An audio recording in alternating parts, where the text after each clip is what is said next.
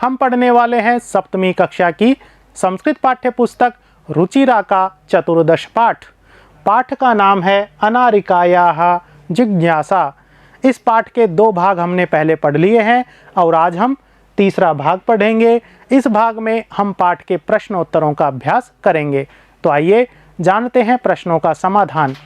पहला प्रश्न है उच्चारणम कुरुत, अर्थात उच्चारण करिए। नीचे जो पद दिए गए हैं इनका हमें शुद्ध उच्चारण करना है। जैसे मंत्री, कर्मकराः, भ्रातॄणां, नेतरि, निर्माणं, जिज्ञासा, उद्घाटनार्थम, अपृच्छत्, भ्रात्रा, पित्रे, पितृभ्याम और चिंतयति।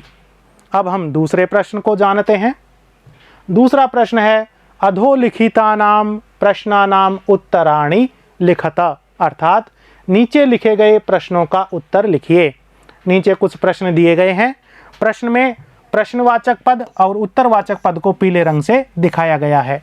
जैसे का प्रश्न है कस्याः महती जिज्ञासा वर्तते। इसमें कस्या के स्थान पर प्रश्नवाचक उत्तरवाचक पद आएगा अनारिकायाः और पूरा उत्तर होगा अनारिकायाः महती जिज्ञासा वर्तते। दूसरा है मंत्री किमर्थम आगच्छति। यहाँ पर किमर्थम के स्थान पर उत्तरवाचक पद आएंगे सेतोः उद्घाटनार्थम और पूरा उत्तर होगा मंत्री सेतोः उद्घाटनार्थम आगच्छति। ग प्रश्न है सेतोः निर्माणम के अकुर्वन्। यहाँ पर के स्थान पर उत्तरवाचक पद है कर्मकराः और पूरा उत्तर है सेतोः निर्माणम कर्मकराः अकुर्वन्। घ प्रश्न है सेतोः निर्माणाय कर्मकराः प्रस्तराणि कुतः आयान्ति आनयन्ति। इसका उत्तर है सेतोः निर्माणाय कर्मकराः प्रस्तराणि पर्वतेभ्यः आनयन्ति। कुतः के स्थान पर उत्तरवाचक पद आया है पर्वतेभ्यः। और अंतिम प्रश्न है के अथवा काह।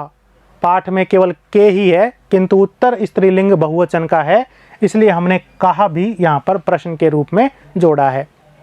के काह सर्वकाराय धनम प्रयच्छन्ति। इसका उत्तर है प्रजाः और पूरा उत्तर है प्रजाः सर्वकाराय धनम प्रयच्छन्ति। ये दूसरा प्रश्न था। अब हम तीसरे प्रश्न का समाधान जानते हैं। रेखांकित पदानि आधृत्य, रेखांकित पदों को आधार बनाकर प्रश्न निर्माणम कुरुत, प्रश्न निर्माण करिए, प्रश्न बनाइए। तो प्रश्न में एक शब्द के नीचे रेखा खींची हुई है और उसके स्थान पर हमें उत्तरवाचक प्रश्न बनाने वाला पद लिखना है, प्रश्नवाचक पद। तो दोनों ही पदों को हमने प्रश्न में और उत्तर में रेखांकित किया हुआ है। प्रश्न में रेखांकित पद हमें हटाना है और उसके स्थान पर हमें प्रश्नवाचक पद जोड़कर प्रश्न बनाना है। जैसे अनारिकायाः प्रश्नैः सर्वेषां बुद्धिः चक्रवत् भ्रमति। इसमें अनारिकायाः इस पद के स्थान पर प्रश्नवाचक पद आएगा कस्याः और प्रश्न बनेगा कस्याः प्रश्नैः सर्वेषां बुद्धिः चक्रवत् भ्रमति। प्रश्न बनाने के बाद हमें प्रश्न के अंत में प्रश्नवाचक चिन्ह भी अवश्य लगाना है। दूसरा वाक्य है मंत्री सेतोः उद्घाटनार्थम आगच्छति। इसमें उद्घाटनार्थम पद के स्थान पर प्रश्नवाचक पद लिखेंगे किमर्थम और प्रश्न बनेगा मंत्री सेतोः किमर्थम आगच्छति। इस प्रश्न में हम अगर सेतोः को भी हटा दें तो भी किमर्थम से प्रश्न बन जाएगा मंत्री किमर्थम आगच्छति। यह भी हमारा प्रश्न बन जाएगा। इसी प्रकार हम ग वाक्य को जानेंगे। कर्मकराः सेतोः निर्माणम कुर्वन्ति। यहाँ पर कर्मकराः इस पद के स्थान पर प्रश्नवाचक पद आएगा के और प्रश्न बनेगा के सेतोः निर्माणम कुर्वन्ति। चौथा वाक्य है पर्वतेभ्यः प्रस्तराणि आनीय सेतोः निर्माणं भवति। पर्वतेभ्यः के स्थान पर प्रश्नवाचक पद आएगा केभ्यः और प्रश्न बनेगा केभ्यः प्रस्तराणि आनीय सेतोः निर्माणं भवति। और पांचवा वाक्य है जनाः सर्वकाराय देशस्य विकासार्थं धनं ददति। इसमें सर्वकाराय इस चतुर्थी विभक्ति के पद के स्थान पर प्रश्नवाचक पद आएगा कस्मै और प्रश्न बनेगा जनाः कस्मै देशस्य विकासार्थं धनं ददति। ये प्रश्नवाचक पद थे। प्रश्न बनाने के बाद हमने प्रश्न के पीछे प्रश्नवाचक चिन्ह भी लगा दिया है। ये तीसरा प्रश्न था। अब हम चौथे प्रश्न का समाधान जानते हैं। प्रश्न है उदाहरणानुसारम रूपाणि लिखत। उदाहरण के अनुसार रूपों को लिखिए। यहाँ पर विभक्तियाँ प्रथमा, द्वितीय, तृतीया, चतुर्थी, इसी प्रकार आगे पंचमी, षष्ठी, सप्तमी और संबोधन के रूप दिए हुए हैं। जो सफ़ेद रंग से यहाँ पर रूप दिए गए हैं ये तो हमें पुस्तक में मिलेंगे, किंतु जो पीले रंग से रूप दिखाए गए हैं वो उत्तर के रूप में हमने रिक्त स्थानों में भरे हैं।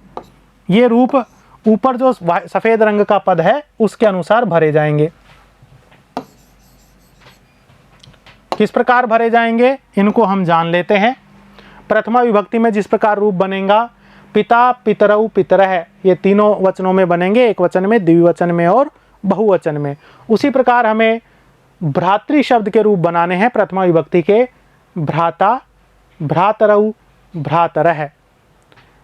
पितृ शब्द के रूप दिए हुए थे, हमने भ्रातृ शब्द के दो रूप यहाँ पर भरे हैं उत्तर के रूप में, एक वचन में भ्राता और बहुवचन में भ्रातरः। तो जहाँ जहाँ पर रिक्त स्थान है वहाँ पर पीले रंग से जो रूप हैं वो भरे हुए हैं। इसी प्रकार दात्री शब्द के रूप पाठ के प्रश्न में दिए हुए हैं। हमें धात्री शब्द के एक वचन और बहुवचन के रूप भरने हैं। द्वितीय एक वचन में भरा जाएगा धातारम और द्वितीय बहुवचन में भरा जाएगा धात्रीन। इसी प्रकार धात्री शब्द के तृतीया के द्विवचन में हम रूप भरेंगे धात्रीभ्याम और कर्तृ शब्द के एक वचन में भरेंगे कर्त्रा और बहुवचन में भरेंगे कर्तृभिः। ये तृतीया विभक्ति के रूप हैं। चतुर्थी विभक्ति में नेत्री शब्द के रूप दिए हुए हैं और हमें विधात्री शब्द के द्विवचन का रूप भरना है विधातृभ्याम और बहुवचन में भरना है विधातृभ्यः। आगे पंचमी, षष्ठी, सप्तमी और संबोधन के रूप हैं। पंचमी विभक्ति में कर्तृपद के रूप भरे हुए हैं। हमें हर्तृपद के एक वचन और द्विवचन के रूप भरने हैं।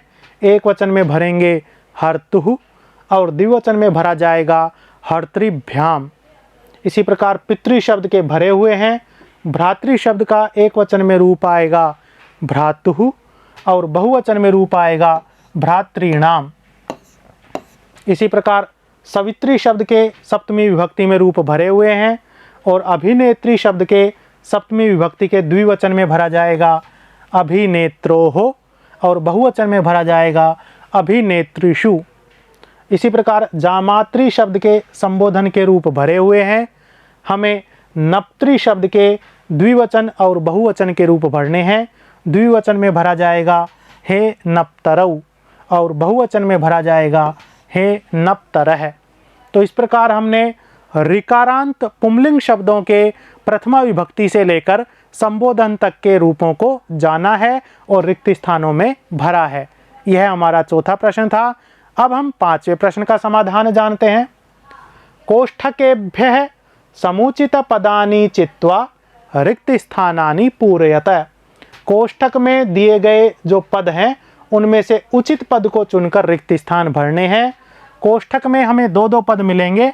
उन दोनों पदों में से एक पद वाक्य में भरने के योग्य है, उचित है, और दूसरा अनुचित है। हमें उचित पद भरना है। जैसे पहले वाक्य में पित्रा पद भरा जाएगा और वाक्य बनेगा अहम प्रातः पित्रा सह भ्रमणाय गच्छामि। यहाँ पर पित्रा तृतीया विभक्ति के एक वचन का रूप है और तृतीया विभक्ति सह पद के योग में आई है। दूसरा है बाला आपणात भ्रात्रे फलानी आनयति। यहाँ पर भ्रात्रे यह चतुर्थी विभक्ति का रूप है और इससे वाक्य की पूर्ति होगी। तीसरे वाक्य में कर्तारम और कर्तारः, इन दोनों में से कर्तारः इस प्रथमा विभक्ति के बहुवचन के रूप से वाक्य पूरा होगा। कर्मकराः सेतोः निर्माणस्य कर्तारः भवन्ति। इसी प्रकार चौथा वाक्य है, चौथे वाक्य में से पिता और पितरः, इन दोनों में से जो उचित पद भरा जाएगा वो आएगा प्रथमा एकवचन का पिता। वाक्य होगा मम पिता तु एतेषां प्रश्नानाम् उत्तराणि अददात्। और पांचवें वाक्य में भ्रातरः और भ्रातरौ, इन दोनों में से उचित पद है भ्रातरौ, जो वाक्य में भरा जाएगा और वाक्य बनेगा तव भ्रातरौ कुत्र जीविकोपार्जनम कुरुतः। ये रिक्त स्थान की पूर्ति हमने पांचवें प्रश्न में की है। इसी प्रकार अब हम छठे प्रश्न का समाधान जानते हैं। छठा प्रश्न है चित्रम दृष्ट्वा मंजूषातः पदानि च प्रयुज्य वाक्यानि रचयत। यानी चित्रम दृष्ट्वा, चित्र को देखकर, मंजूषातः पदानि च प्रयुज्य, और मंजूषा में इस बॉक्स में दिए गए पदों का प्रयोग करके वाक्यानि रचयत, वाक्यों की रचना कीजिए, वाक्य बनाइए। चित्र क्या है? कुछ बालक जो छाता लेकर नीचे भूमि पर खड़े हुए हैं, बारिश हो रही है और पास में बस खड़ी हुई है जो स्कूल की बस प्रतीत होती है। विद्यालय जाने के लिए बच्चे बस में यहाँ पर एक एक करके चढ़ रहे हैं। तो ये ऐसा चित्र हमारे समक्ष है। इन चित्रों में जो वाक्य बनेंगे उन वाक्यों की पूर्ति के लिए, सहायता के लिए यहाँ पर शब्द भी दिए हुए हैं। इन शब्दों का प्रयोग करके हम किस प्रकार वाक्य बनाएंगे, वो वाक्य यहाँ पर बनाकर दिखाए हुए हैं। जैसे बालाः छत्रम धारयन्ति, बालक छाते को धारण करते हैं। दूसरा वाक्य है ते वर्षायाम छत्रम धारयन्ति, वे वर्षा में छाते को धारण करते हैं, बारिश में छाते को धारण करते हैं। तो धारयन्ति इस क्रियापद से हमने दो वाक्य बनाए हैं। इसी प्रकार तीसरा वाक्य है बालाः बसयानम आरोहयन्ति, आरोहन्ति। तो बालाः बालक, बसयानम बसयान में, आरोहन्ति चढ़ते हैं। और चौथा वाक्य है ते वर्षायाम बसयानम आरोहन्ति, वे वर्षा में, बारिश में बसयानम आरोहन्ति, बसयान में चढ़ते हैं। तो यहाँ पर धारन्ति के समान ही आरोहन्ति पद से भी दो वाक्य बनाए हैं। इस प्रकार चित्र को देखते हुए हमने मंजूषा के पदों की सहायता से 4 वाक्य यहाँ पर बना लिए हैं। ये हमारा अंतिम प्रश्न है, 7वां। अधोलिखितानि पदानि आधृत्य वाक्यानि रचयत। अर्थात अधोलिखितानि पदानि, नीचे लिखे हुए पदों को आधृत्य, आधार बनाकर वाक्यानि रचयत, वाक्यों की रचना कीजिए। तो ये 5 पद यहाँ पर दिए हुए हैं, इनके आधार पर हमें वाक्य बनाने हैं। वाक्य आप अपनी स्वेच्छा से कुछ भी बना सकते हैं, लेकिन वाक्य शुद्ध होने चाहिए। उन शुद्ध वाक्यों को आदर्श रूप में यहाँ पर बनाकर दिखाया गया है। जैसे प्रश्नाः, इस पद का प्रयोग करते हुए वाक्य है पाठस्य अन्ते प्रश्नाः सन्ति। यह हमने वाक्य बनाया है और इस वाक्य में प्रश्नाः इस पद का प्रयोग किया है। दूसरा है नवीनः, कक्षायां नवीनः छात्रः आगच्छति। इस वाक्य में हमने नवीनः पद का प्रयोग कर दिया है। प्रातः, इस पद का प्रयोग करते हुए वाक्य बनेगा प्रातः काले सूर्यः उदेति। इस वाक्य में हमने प्रारंभ में ही प्रातः पद का प्रयोग किया है। आगच्छति, यह क्रियापद है जिसका अर्थ है आता है। इसका प्रयोग करते हुए वाक्य बनेगा देवदत्तः ग्रामात् आगच्छति। यहाँ पर आगच्छति का प्रयोग हमने वाक्य में कर दिया है। और अंतिम पद है प्रसन्नः, इस पद का प्रयोग करते हुए वाक्य बनेगा चलचित्रम दृष्ट्वा बालः प्रसन्नः भवति। इस वाक्य में हमने प्रसन्नः पद का प्रयोग कर दिया है। इस प्रकार पांचों ही पदों का प्रयोग करते हुए हमने यहाँ पर 5 वाक्य बनाए हैं, जो आदर्श वाक्य हैं। हमने इस भाग में पाठ का संपूर्ण अध्ययन कर लिया है, पाठ के प्रश्नोत्तरों का भी अभ्यास कर लिया है। अगले वीडियो में एक नए पाठ के साथ हम फिर मिलेंगे। धन्यवाद।